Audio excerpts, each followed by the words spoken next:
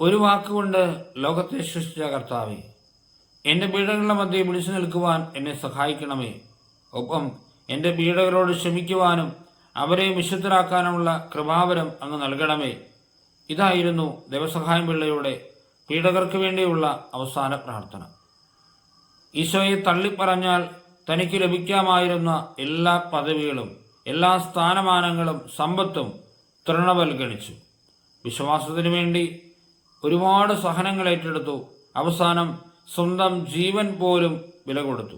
രാജാവ് പറഞ്ഞു, ഈശോയെ തള്ളിപ്പറഞ്ഞില്ലെങ്കിൽ നിന്നെ കൊന്നുകളയും. ദേവസഹായമുള്ള സന്തോഷത്തോടെ പറഞ്ഞു, കൊന്നുകൊള്ളൂ, പക്ഷെ എൻ്റെ ആത്മാവിനെ നരകത്തിലേക്ക് തള്ളിക്കളയാൻ അങ്ങേക്ക് പറ്റില്ലല്ലോ. അതായിരുന്നു വിശ്വാസം.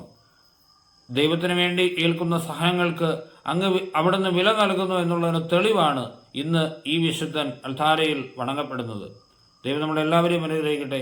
എല്ലാവർക്കും ദേവസഹായം പിള്ളയുടെ തിരുനാൾ നന്മകൾ ഒത്തിരി സ്നേഹത്തോടെ. നമ്മുടെ കർത്താവ് ഈശോ മിശിഹായുടെ കൃപയും പിതാവായ ദൈവത്തിൻ്റെ സ്നേഹവും പരിശുദ്ധ സഹവാസവും നാം എല്ലാവരും കൂടെ ഇന്നും ഇപ്പോഴും ഉണ്ടായിരിക്കട്ടെ, ഇപ്പോഴും എപ്പോഴും എന്നേക്കും. ആമേൻ.